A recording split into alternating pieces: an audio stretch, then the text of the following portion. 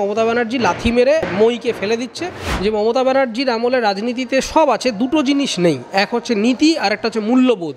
এখন যে রাজনীতিটা হচ্ছে সেই রাজনীতিটা হচ্ছে সুবিধাবাদের রাজনীতি, যে যার নিজের আখের গোছাতে এসছে। দেশের কথা দশের কথা কেউ ভাবছে করি কিন্তু ধরি মাছ না ছুঁই পানি, এই যে একটা অদ্ভুত ব্যাপার, দিদি বলল দাদা বলল তাই আমি চলে এলাম, তারপরে যখন কেস খেয়ে যাচ্ছেন তখন বলছেন না আমি রাজনীতি বুঝি না জানি না। সেই সময়কার আমাদের যে অভিনেতারা যারা ছিলেন, মহানায়ক উত্তম কুমার, ঋত্বিক ঘটক, তারাও তো যথেষ্ট জনপ্রিয় ছিলেন এবং রাজনৈতিকভাবেও তারা যথেষ্ট সচেতন ছিলেন। তারা তো একেবারে অভিনয় পেশা ছেড়ে রাজনীতিতে আসেননি সমাজসেবা করতে বা রাজনীতি বিশ্লেষণ করতে। তো আমার একটি প্রশ্ন, যে রাজনীতি বিশ্লেষক হতে বা সমাজসেবা করতে কি টিকিট পেতেই হবে বা ভোটে দাঁড়াতেই হবে এমন কোনো ব্যাপার আছে কি? সেই পেশা থেকেও তো করা যায়। দেখুন, ঋত্বিক ঘটক, সলিল চৌধুরী এরা শুধু রাজনৈতিক সচেতন নয়, এনারা অ্যাক্টিভলি পলিটিক্সের সাথে যুক্ত ছিলেন।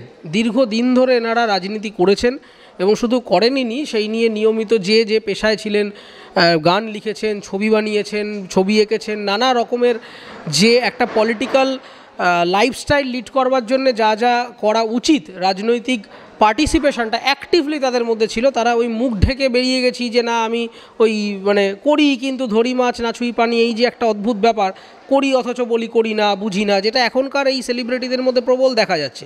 তারা রাজনীতিতে আসুন না, যে পার্টি করুন, তৃণমূল করুন, বিজেপি করুন, আমার সে নিয়ে আপত্তি নেই, কিন্তু ঘটনা হচ্ছে আপনি রাজনীতিটা করছেন, তারপরে যখন কেস খেয়ে যাচ্ছেন তখন বলছেন না আমি রাজনীতি বুঝি না জানি না, এমনি চলে এসেছি। এই কথাগুলো ভীষণ একটা উদাসীন একটা আনসার। এই আনসারটা কোনো বেসলেস। আপনি বারবার এমপি টিকিটে কন্টেস্ট করছেন, জিতছেন, পার্লামেন্টে যাচ্ছেন, তারপরে আপনি দিনের শেষে এসে কখনো বলতে পারেন না যে আমি রাজনীতি বুঝি না, এমনি আমাকে দিদি বলল দাদা বলল তাই আমি চলে এলাম। আপনি তো শিশু নন যে বললাম চকলেট দিলাম আর চলে এলেন। আপনি জেনে শুনে এসেছেন, স্বাধীন ভারতের নাগরিক, স্বেচ্ছায় এসেছেন। হ্যাঁ, তো ফলে এখন যে রাজনীতিটা হচ্ছে সেই রাজনীতিটা হচ্ছে সুবিধাবাদের রাজনীতি, যে যার নিজের আখের গোছাতে এসছে। দেশের কথা দশের কথা কেউ ভাবছেন না। যদি সত্যিই রাজনীতিবিদরা দেশের কথা ভাবতেন তাহলে ভারতবর্ষের চিত্রটা অন্যরকম হতো। এখন যেটা হচ্ছে যে সাধারণ মানুষ তারা না খেয়ে মরছে, তাদের কাজ নেই, অধিকাংশ ক্ষেত্রে অর্থনৈতিকভাবে কোলাপস করে যাচ্ছে, আর নেতা মন্ত্রী আমলা এদের দেখুন কোটি কোটি টাকা সম্পত্তি, এক একজনের হাজার হাজার ফ্ল্যাট, তাদের লাইফস্টাইল দেখুন আর একটা সাধারণ মধ্যবিত্তর লাইফস্টাইল দেখুন। দেখলেই বুঝতে পারবেন যে এনারা যে সমাজকে রিপ্রেজেন্ট করবেন বলে এসে এত লড়াইয়ের নানা রকমারি ভনিতা করেছেন, তার বিন্দুমাত্র ছোঁয়া তাদের মধ্যে নেই। বরং তিনি নিজের সম্পত্তি বাড়িয়েছেন, জমি জায়গা কিনেছেন, বিরাট নেটওয়ার্ক তৈরি করে ক্ষমতা কায়েম করেছেন, নিজের পরিবার পরিজনদের সুবিধার নিয়ে কাজ করেছেন। কিন্তু ইন দি এন্ড যারা সাধারণ মানুষ তারা আরও গরিব থেকে গরিব হয়েছেন, কষ্ট থেকে আরও কষ্টকর জায়গায় চলে গেছেন এবং সাফার করছেন। আজকে তো বাংলা হান্টের কনক্লেভে তোমাকে পেয়ে গেলাম, আর এখানে আমরা অনেক সাংবাদিকরা রয়েছি, আর সাংবাদিকতার জায়গা থেকে একটি প্রশ্ন করতে ইচ্ছে করছে। কল্যাণ বন্দ্যোপাধ্যায়, কল্যাণ ব্যানার্জি সাংবাদিকদের খুব কঠোরভাবে আক্রমণ করেছেন। আশা করি ঘটনাটি সম্পর্কে হয়তো জানো, তো কি বলবে এই বিষয়ে? তৃণমূল কংগ্রেসের এই মুহূর্তে সবথেকে বড় যে ব্যাধিটা রয়েছে সেটা আমি প্রকাশ্যেই তাদের নেতাদেরও বলেছি, যে মমতা ব্যানার্জির আমলে রাজনীতিতে সব আছে, দুটো জিনিস নেই, এক হচ্ছে নীতি আর একটা হচ্ছে মূল্যবোধ। এবং এখন ওদের যাবতীয় অ্যাক্টিভিটির মধ্যে আপনি যে জিনিসটা দেখতে পাবেন সেটা হচ্ছে ঔদ্ধত্য। যেরকম ফর এক্সাম্পল একটা মিম ওরা পোস্ট করেছিল, একটা মিম বলছি স্যার, এটা পলিটিক্যাল কার্টুন। সে কার্টুনে দেখা যাচ্ছে মমতা ব্যানার্জি লাথি মেরে একটা একটা মইকে ফেলে দিচ্ছে, তার মধ্যে বিরোধী নরেন্দ্র মোদী, অমিত শাহ থেকে শুরু করে সব বড় বড় নেতারা রয়েছে, তারা পড়ে যাচ্ছেন হুড়মুড়িয়ে। এবার ঘটনাটা হচ্ছে পলিটিক্যাল কার্টুন বানানোটার মধ্যে কোনো ভুল নেই। সে মহাত্মা গান্ধী, জওহরলাল নেহরুকে নিয়েও হয়েছে, উইলিয়াম হগার থেকে নিয়ে হয়েছে, গগন ঠাকুরও কার্টুন বানিয়েছে, পিসিএল কাফিখা বানিয়েছে, সেই নিয়ে কারোর আপত্তি নেই।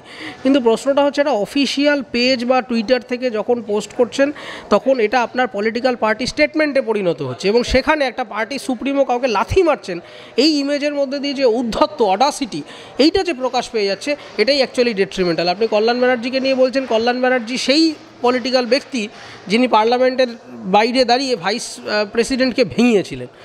মিমিক্রি করা কিন্তু ভুল নয়, উনি বাইরে এসে বললেন কেন মিমিক্রি করবো না, কিন্তু মিমিক্রি করায় কোনো দোষ নেই। কিন্তু মিমিক্রি করতে গিয়ে উনি যে শব্দ চয়ন ও ভাষা বয়ন করেছেন, উনি যে কৃষক সমাজ থেকে আমাদের ভাইস প্রেসিডেন্ট বিলং করেন, সেই সমাজকে অসম্মান করেছেন, টোন টিটকিরি করেছেন, এটা তো কারোর থেকে কাম্য না। কল্যাণ ব্যানার্জি তো মূর্খ নন, তিনি একজন সিনিয়র আইনজীবী।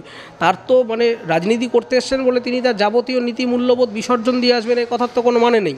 কিন্তু এখন সেটাই করতে হচ্ছে, কারোর বউ তুলে কথা বলছে, কারোর বাড়ি তুলে কথা বলছে, এই ধরনের যে একটা কদর্য, মানে সমস্ত দলই আমি দেখতে পাচ্ছি যে এই যে একটা বীভৎস আক্রমণ, এইটা বাংলার রাজনীতির যে শ্রদ্ধাটা ছিল, রাজনীতি বলতে যে শ্রদ্ধা, একটা উচ্চাকাঙ্ক্ষা মানুষের ছিল, সেইটা নষ্ট হয়ে গিয়েছে। এখন কাউকে যদি আপনি রাস্তায় বেরিয়ে জিজ্ঞাসা করেন, আপনি যে দলই করুন, যে আমি পার্টি করি, এটা না একটা গালাগালির পর্যায়ে চলে গেছে, যে বেটা আর কোনো কাজ পায় না, কিছু করে না, এই ধান্দাবাজি করতে, রাজনীতি করতে। শেষে যে দল, যে কোনো দলের গ্রাউন্ড লেভেল কর্মীকে জিজ্ঞাসা করুন, যে দলই করে, যেই সাধারণ মানুষ শোনে যে পার্টি পলিটিক্স করে, অমনি গালাগালি খায় পাড়ায়, যে বেটা আর কাজকর্ম করবে না, আখের গোছাতে গেছে, নিজের ব্যবসা বাড়াতে গেছে, ঘুষ খেতে গেছে, এই করতে গেছে। ফলে রাজনীতির যে গ্ল্যামারটা ছিল, যে জৌলুসটা ছিল, সেটা একদম ধ্বংস হয়ে গেছে। এবং রাজনীতির আর করাপশান এবং ক্ষমতার যে অপব্যবহার, এই শব্দগুলো সব একে অপরের কমপ্লিমেন্টারি বা পরিপূরক হয়ে গেছে।